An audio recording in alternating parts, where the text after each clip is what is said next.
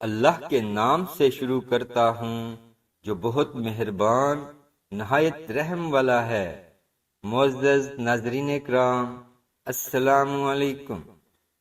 قرآن مجید کی سب سے خوبصورت صورتیں جو فجر کی نماز سے پہلے 2 رکعتوں کے اندر پڑھی جاتی ہیں، قل یا ایھا الکافرون اور قل ھو اللہ احد۔ اس صورت کے الفاظ اللہ کے ہاں اتنا مقام رکھتے ہیں کہ اگر ان الفاظ کے ساتھ دعا کی جائے تو یہ اسم اعظم بن جاتا ہے۔ جو بھی دعا کی جائے اللہ اس دعا کو رد نہیں کرتے۔ نبی کریم صلی اللہ علیہ وآلہ وسلم کے ایک صحابی بیان کرتے ہیں کہ میں نبی کریم صلی اللہ علیہ وآلہ وسلم کے ساتھ مسجد میں داخل ہوا۔ ایک شخص نماز پڑھ رہا تھا اور دعا کر رہا تھا، اللہم انی اسألک بانی اشہد انک انت اللہ لا الہ الا انت الاحد الصمد الذی لم یلد ولم یولد ولم یکن لہ کفوا احد۔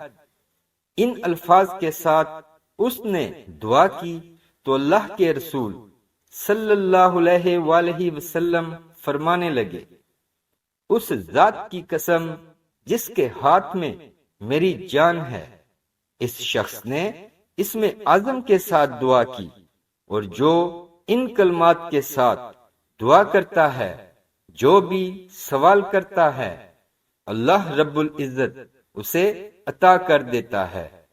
جو بھی دعا کرتا ہے اللہ رب العزت اس کی دعا کو قبول فرماتا ہے۔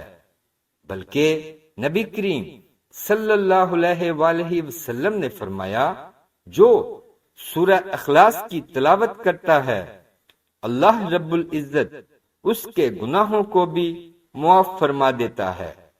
ایک مرتبہ نہیں، آپ نے 3 مرتبہ فرمایا۔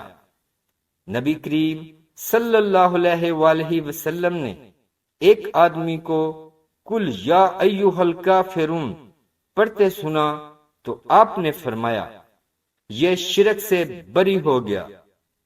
دوسرے شخص کو سنا، وہ قل ھو اللہ احد پڑھ رہا تھا۔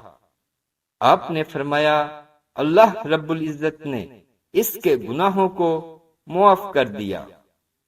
پیارے دوستو، دین کی بات کو پھیلانا اور دوسروں تک پہنچانا بھی ایک صدقہ جاریہ ہے۔